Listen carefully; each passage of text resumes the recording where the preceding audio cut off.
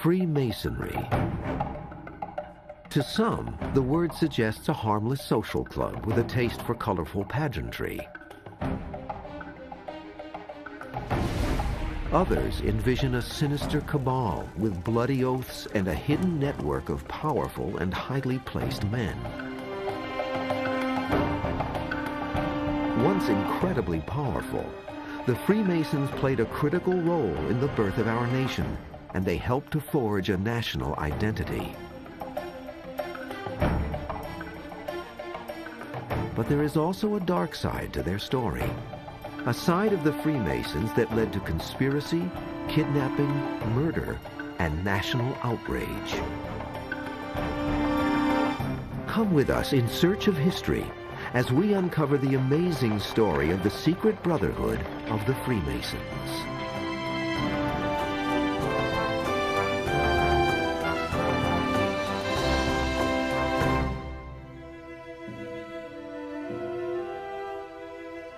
These points I solemnly swear to observe. Under no less penalty than having my throat cut across. Under no less penalty than that of having my throat cut across. My tongue torn out by the root. My tongue torn out by the root and buried at low water mark where the tide ebbs and flows. This oath is taken by all men who join the Brotherhood of Freemasons. 14 U.S. presidents have taken it. Among them Gerald Ford, Harry Truman, Franklin D. Roosevelt, Andrew Jackson, and George Washington. Throughout American history, powerful and influential men have belonged to the Masonic Brotherhood. The fraternity played a powerful but little-known role in the American Revolution itself. The symbols of Freemasonry are everywhere. The Washington Monument is ringed with stones that bear Masonic inscriptions, and the U.S. Capitol received a Masonic dedication. We see Masonic symbols every day on our $1 bill. Freemasonry is an organization with mysterious roots. It is generally acknowledged as a fraternity of men bound by secret oaths and rituals, intent on improving morality and building brotherhood. Throughout history, the Brotherhood has also brought together men of learning and influence around common causes.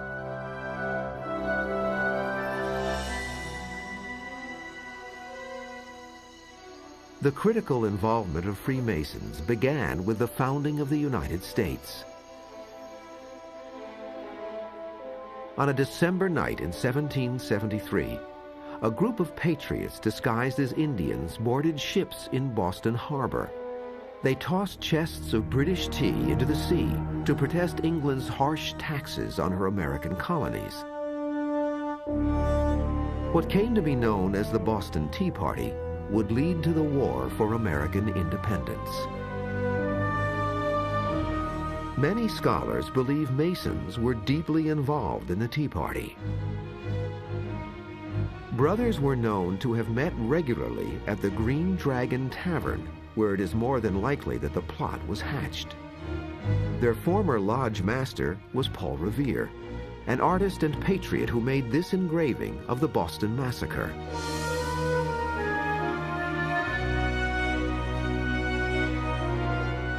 Another brother was Joseph Warren, who died a hero in the Battle of Bunker Hill. Many who signed our Declaration of Independence belonged to the fraternity, most notably Benjamin Franklin and John Hancock. We hold these truths to be self-evident, declares this historic document, that all men are created equal, and that all are endowed by the Creator with certain unalienable rights. Among these are life, liberty, and the pursuit of happiness. These ideals were central to the Masonic worldview.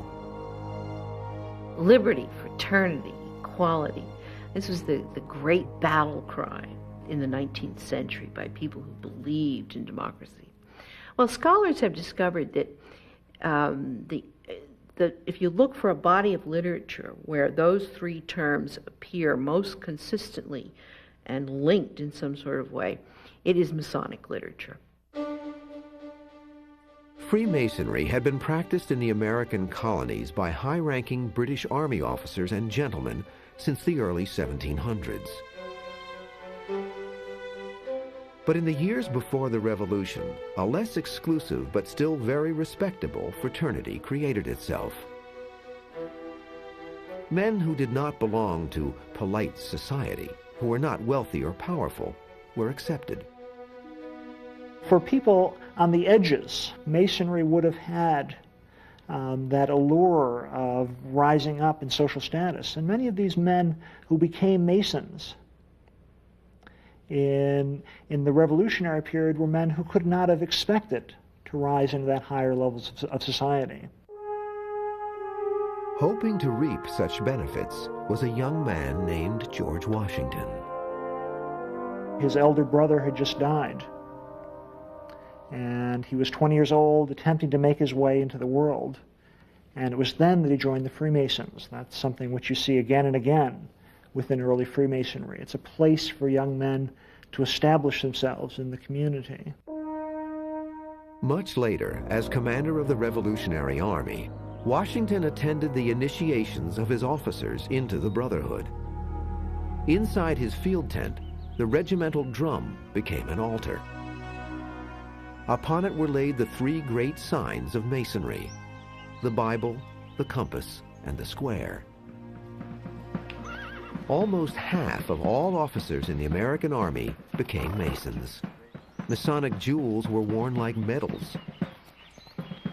But being a Mason was about more than connections, pomp, and circumstance. The Brotherhood was a family away from home for men whose lives had been uprooted by war. Masonry also provides the hope that if you fall into the hands of the enemy, that you get better treatment. There's an example of an officer who was taken by Tories and by Indians. And this officer was tied to the stake and was about to be killed until he flashed his Masonic distress signal, signaling that he was a Mason, and as a result he was released. And those kind of stories are quite common in this period. While Masons were increasingly visible in public life, their rituals continued to take place behind closed doors, secret from all but initiates.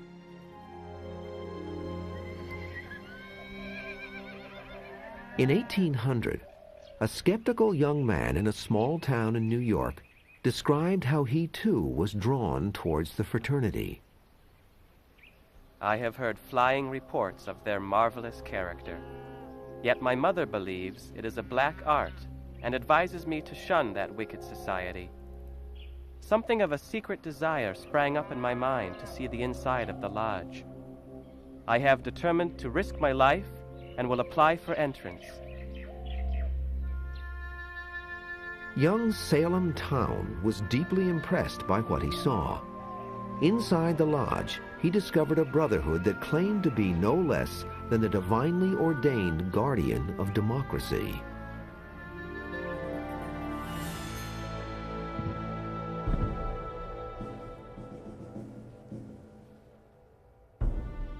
In order to secure those privileges, are you willing to take a solemn oath to keep inviolate the secrets and mysteries of the order?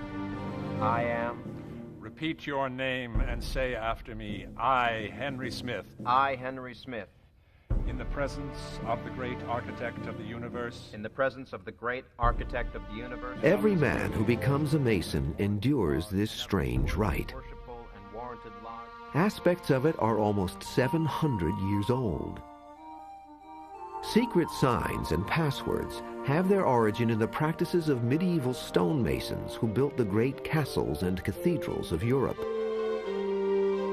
Like other craftsmen, they belonged to a trade union or guild in which trade secrets were carefully guarded. You want to signal that you are a bona fide guild member. you have to have a word or a handshake. You can't write anything down because you can't write. So the secrecy part is maintaining quality control over the skills of its craftspeople, and also a way of closing the shop.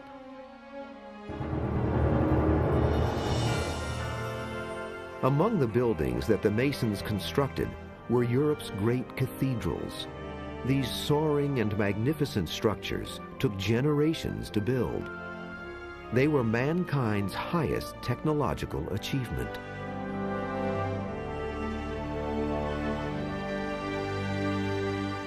But in the late 17th century, this medieval guild underwent a profound and mysterious transformation.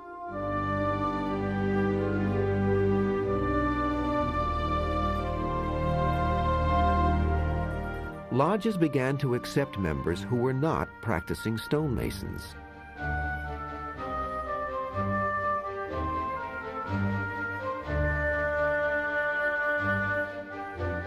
The society began to focus on spiritual and ethical ideals, and the Masons' tools were transformed into symbols for living an enlightened life. The sacred writings are to govern our faith. The square is to regulate our actions, and the compass is to keep us in due bounds with all mankind. The lesser lights are the sun to rule the day, the moon to govern the night. Becoming a Mason was now seen as a metaphorical journey from darkness into light. Having been kept in a state of darkness, what, in the present situation, is the predominant wish of your heart? Light. These rituals were first performed during the Age of Enlightenment, a time when the rigid hierarchical and religious worldview of the Middle Ages was beginning to crumble. Freemasonry did not stress a specific religious creed, but placed great emphasis on fraternity, honor, and love of fellow man. And more than any other of the new voluntary societies that are formed, the Freemasons seem to take up this language of enlightenment. And this meant that you were open to new ideas, that you were interested in the new science, that you were religious, but you were not fanatical, and that you could distinguish between what was reasonable, let's say, and what was superstitious. Strangely enough, this ultra-rationalist society also began to invent for itself a fantastic and mystical past. Freemasonry's great mystery and its central legend involves the murder of Hiram Abiff, the master mason of the ancient biblical temple of King Solomon. In the legend, which is reenacted in the Mason's third-degree ritual, Hiram is attacked by three ruffians who demand the secrets of the master mason. Our master, true to his obligation. The third ruffian, armed with a heavy maul, aimed a violent blow at his forehead, and he fell lifeless at his feet. With Hiram's murder, the knowledge that is needed to complete the temple is lost. In the rite, the candidate is cast in the role of Hiram, ritually slain, and then resurrected. If we think about ourselves as unfinished temples, finding the lost word would be being able to find that link between your deity and yourself. And finding that brings all of our unfinished nature, let's say, to that point of perfection. The symbols are the Mason's working tools. Each tool indicates a path to enlightenment, a way of completing the temple of one's own soul.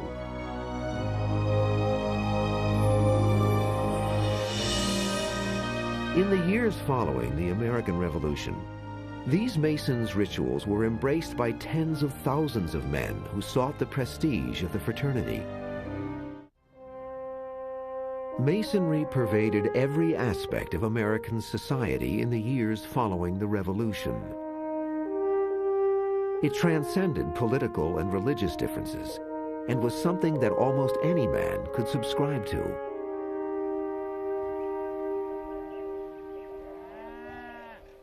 Young men such as Salem Town were intoxicated by Masonry's mysterious lure. In 1818, he wrote, "It is no secret that Masonry is of divine origin. It was divinely taught to men divinely inspired." George Washington said that America was to become what Freemasonry already was, a temple of virtues.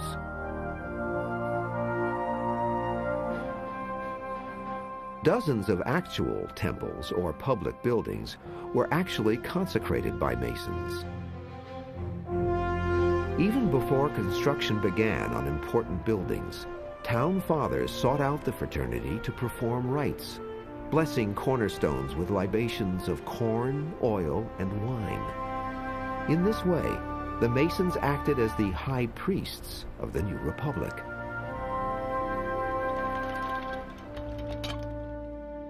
George Washington presided over probably the most famous ceremony ever. Wearing his Masonic apron and wielding a silver trowel, he dedicated the U.S. Capitol building.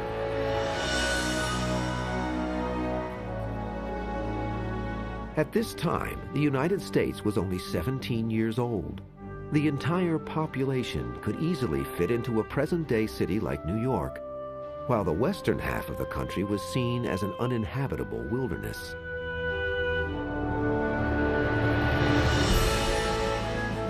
But the most remarkable thing was this country's government.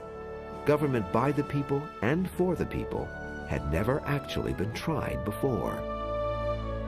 The ability of America to survive was not at all clear. They were facing a hostile world. They were creating a new kind of government which hadn't been tried on that large kind of scale.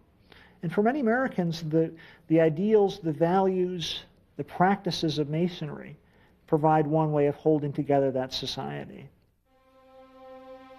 The Masons' lodges did actually provide practical and important training in citizenship. There's an equality of behavior within the lodge. Men are learning how to speak in public, how to vote, how to live under a constitution, how to pay taxes, how to conduct themselves as, if you like, citizens in a miniature world. Well, I think it's reasonable to argue that the Masonic lodges frequently became schools for government. The discipline of the lodge was also seen as a teaching tool.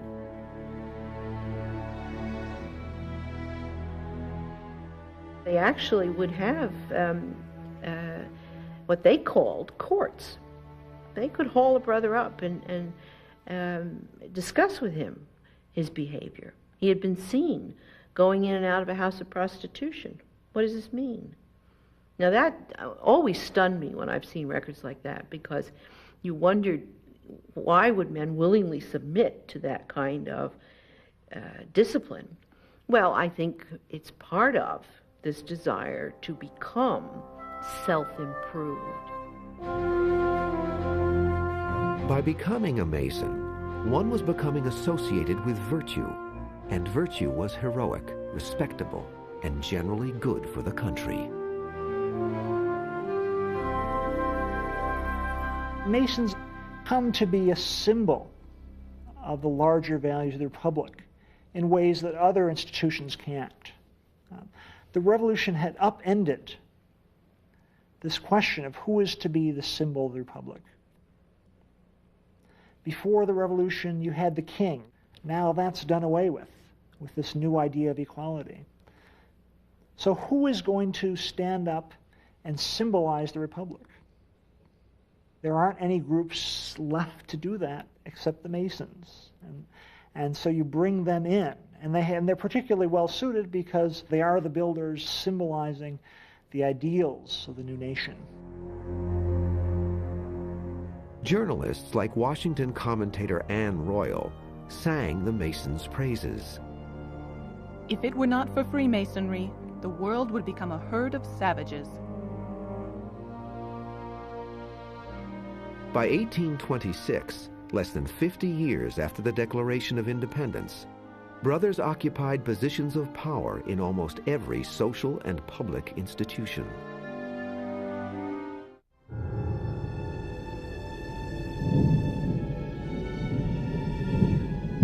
In 1826, murder and conspiracy would cast a dark shadow over the Brotherhood.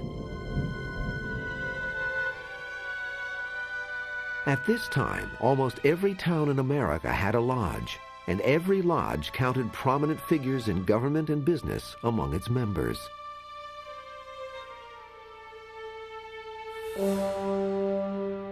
But power bred arrogance, and this arrogance led to dark deeds. In Batavia, New York, a disgruntled Mason named William Morgan was planning to publish a book on the Brotherhood's secrets.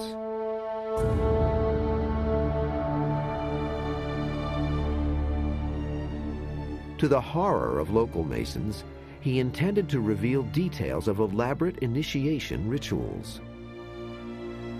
Morgan was a stonemason by trade, a family man, and had been a captain in the army. He was also an active Freemason. But he made enemies in his lodge, where brothers accused him of drunkenness and idle ways. It's not known why he conceived of the scheme to publish Masonic secrets. Some say it was out of revenge, or that he hoped to earn a profit. Others said he was genuinely motivated to expose what he believed were dangerous and blasphemous oaths. In any event, Morgan had taken an oath that forbade him to reveal his brother's secrets. He knew that the stated penalty for breaking the oath was death, in a particularly gruesome manner. These points I solemnly swear to observe. Under no less penalty than that of having my throat cut across. Under no less penalty than that of having my throat cut across. My tongue torn out by the root. My tongue torn out by the root and buried at low water mark, where the tide ebbs and flows.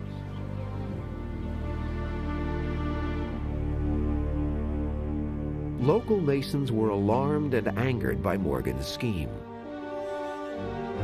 One Freemason, who later renounced the Brotherhood, wrote, "I never saw men so excited in my life. They seemed to be laboring under the strongest passions and emotions."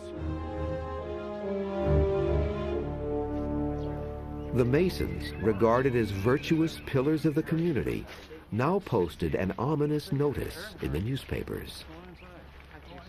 Any information in relation to Morgan can be obtained by calling at the Masonic Hall in this village. Morgan is considered to be a swindler and a dangerous man. There are people who would be glad to see this Captain Morgan.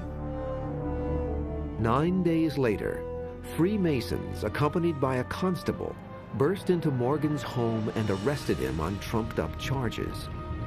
They ransacked his papers and took any manuscripts they could find.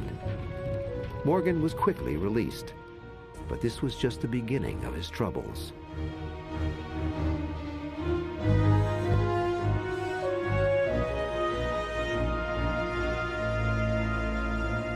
Morgan was still determined to publish his book. 2 weeks later, a vigilante group tried to burn down the printing office where Morgan's book was to be published. But neighbors raised the alarm and put out the fire before major damage was done. Events then came to a climax. Morgan was again arrested, this time for an unpaid debt of $2. He was taken by wagon to the nearby town of Canandaigua, where he was thrown into jail.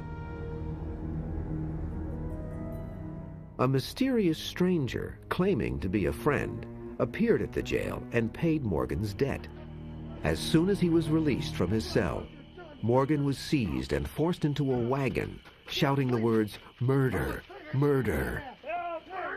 The local newspaper reported, "There is reason to fear that Captain William Morgan has been assassinated. On Tuesday evening he was released, and at the dead and silent hour of the night, carried off by a powerful party, since which time he has not been heard of."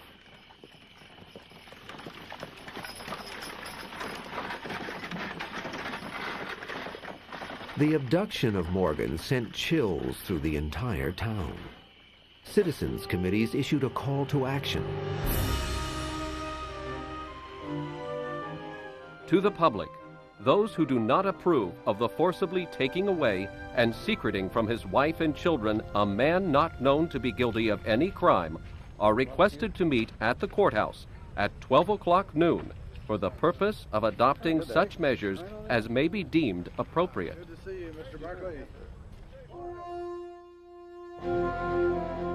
Such committees convened over 100 meetings in the towns surrounding the scene of the crime. Through painstaking investigations, they traced the movements of Morgan's abductors. It was discovered that in 36 hours, the abductors traveled the incredible distance of 120 miles from the village of Canandaigua to Youngstown on the Canadian border. Along the entire route, they were aided by co-conspirators who provided food, water, fresh horses, and a change of wagons. At Youngstown, Morgan, bound and gagged, was taken across the Niagara River to Canada.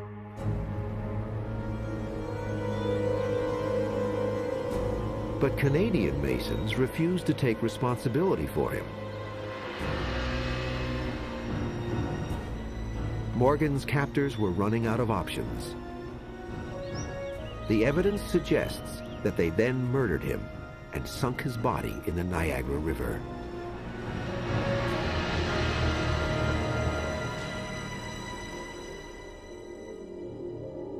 The investigations carried out by the citizens' committees helped lay the groundwork for the prosecution of Morgan's abductors.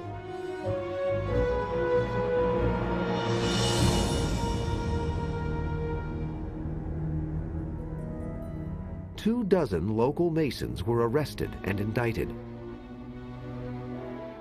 Hundreds of people testified in at least 18 separate trials. But throughout the proceedings, influential brothers used their power to block justice. The New York Masons gave money to two conspirators to help them escape to New Orleans. Another brother fled to Europe. Edward Giddings, who allegedly witnessed Morgan's murder, was banned from giving testimony. The reason? He was an atheist. The judge ruled that anyone who did not believe in a supreme being was not a competent witness. In the 5 counties where trials were held, it turned out that all of the sheriffs were Masons. Most used their office to select fellow Masons as jurors. There was an actual decision made on the part of some of these Masons to try to subvert this process of justice. This man worked for Eli Bruce, who was one of the central conspirators, a man who was the sheriff of the county. And what he told his deputy to do was to pick a grand jury, which would be 3/4 Masons, thereby encouraging them to come up with a verdict that would not be in opposition to the interests of Masonry. The extraordinary effort to subvert justice was summed up by the prosecuting counsel. Witnesses have been hidden, bribed, and warned of due process about to be served. These occurrences indicate an extensive combination to screen from punishment those charged with the offense upon William Morgan. Morgan was never found, dead or alive. 26 men were charged with crimes connected to his disappearance, but only 6 came to trial, and only 4 were convicted on charges of abduction. Sheriff Eli Bruce was found to be a central conspirator. He received a jail term of only 30 months. The special counsel concludes that Morgan was taken into the Niagara River at night, about the 19th of September, and there sunk. Yet the evidence, although sufficient for all purposes of human belief, is not sufficient to establish with legal certainty the murder of Morgan. The Masons had won their battle, successfully avoiding murder charges in the case of William Morgan. But the Brotherhood would lose the war. The obstruction of justice by prominent Masons triggered a massive backlash. The murder of William Morgan shocked the nation. But far more disturbing were the Masons' repeated obstructions of justice. A national anti-Masonic movement was born out of the outrage over the Morgan affair. The anti-Masons set out to shut down lodges and banish Freemasons from any and every position in public life. Once seen as the benevolent defenders of democracy, they were now condemned as an evil power. Attacks on Masons were printed in pamphlets. Masons exercise an embarrassing and pernicious influence upon our political and business intercourse. The sign and the grip perform their sworn Kabbalistic office in innumerable places. Opposition spread throughout the Northeast, fueled by newspapers. By 1830, there were over 100 newspapers in the country devoted to anti-Masonry. In fact, 1 out of every 8 newspapers in the country was an anti-Masonic newspaper. Suddenly, the Masons' secrecy, exclusivity, and power made them seem incompatible with democratic society.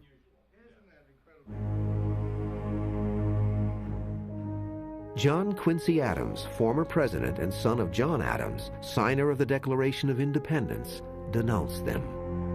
The Masons are a body of at least 200,000 men.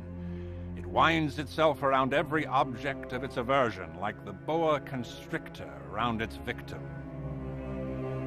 Secrecy must mean they're up to something bad, just by definition. All these men alone, together, immoral. Something's wrong here. They recruit among the population of their friends, and so maybe, in fact, what they're trying to do is establish webs of patronage so they can get offices and give them to one another and keep business to themselves. Masonry no longer seemed to be a symbol of equality, but of inequality. Many of the new degrees had set up officers with grandiose, high-sounding titles. You could become a grand high priest. You could become a grand king. You could become an emperor. This seemed like something which was opposed to the nature of America. The anti-Masons now claimed that Masonry's centuries-old rituals were demonically inspired, particularly in the use of bloody oaths. I solemnly swear to observe, under no less penalty than that of having my throat cut across. Under no less penalty than that of having my throat cut across. My tongue. Citing oaths such as these, anti-Masons claimed they were engaged in a struggle for the soul of America, a battle between good and evil. The movement against the Masons became a witch hunt.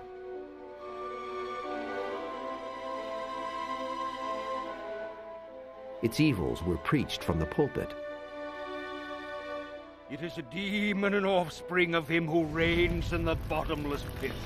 Oh, forsake thee, Masonry, for Christ, and come out of Babylon. The Masons fought back. They denied the charges against them and pointed out that all this fire and brimstone rhetoric was a cheap way for politicians to get votes. The Albany Evening Journal summed it up this way. For the first time since our glorious independence was declared, we see a party making a deliberate effort to renew the age in which men were burnt at the stake for religious belief. Not only did the anti-Masons create a witch hunt, they formed the first successful third party in American politics. It was wholly devoted to banishing Masons from public life. Political anti-Masonry began in the part of New York where Morgan had been abducted. Citizens of 3 towns pledged to withhold their votes from any political candidate who did not condemn the outrages against Morgan. Shortly afterward, people in the town of Seneca declared that they would not vote for a Freemason for any political office whatsoever. A year after Morgan's disappearance, anti-Masons had been elected to town and county offices all over western New York State. State legislators who were Masons feared the turning tide of public opinion.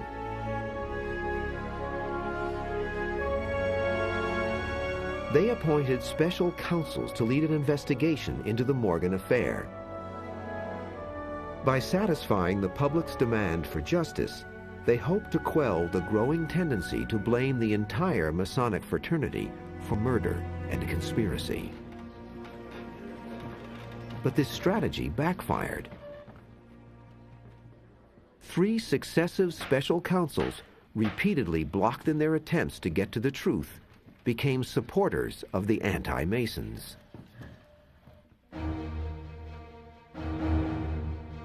Unchecked, political anti-Masonry spread like wildfire. Anti-Masons resolved to create their own national independent political party, separate from Republicans or Democrats.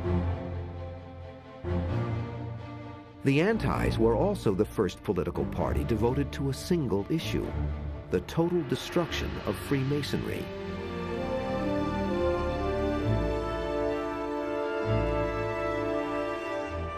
They elected governors in Vermont and Pennsylvania and held the first national convention in American history to nominate a president. Their candidate carried a respectable 8% of the vote in the general elections. The anti-Masonic campaign devastated the Brotherhood that had seen itself as the guardian of democracy. Once powerful, now reviled, Freemasons were barred from public office. Respectable men severed all connections with the Brotherhood. The number of Masons in America drops enormously. Vermont is forced to simply give up its Grand Lodge, its state body. Illinois and Michigan, their Grand Lodges simply collapse. They're gone. In upstate New York, at least 3/4 of all the lodges simply stop meeting. So this is an extraordinary movement which does away with an institution which before 1826 would have seemed impregnable, but yet it occurs.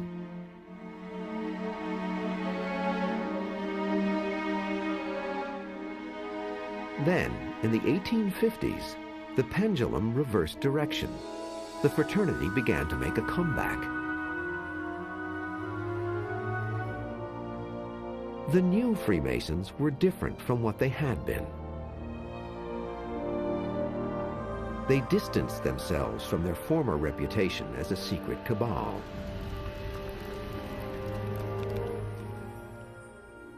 The new Masonic lodges functioned primarily as social clubs, without the claims of divine inspiration or political power that characterized them in the past. Charity was emphasized, and the new fraternity earned a reputation for its homes for the elderly, hospitals, and orphanages. Long before Social Security, Masonic charities were a last resort for many poor and homeless.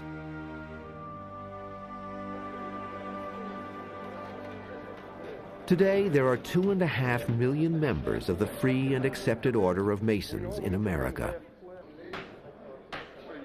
For some, the local lodge is a place for friendship and fraternity, where men of goodwill can join forces on charitable projects. For others, there is a deeper, more elusive meaning.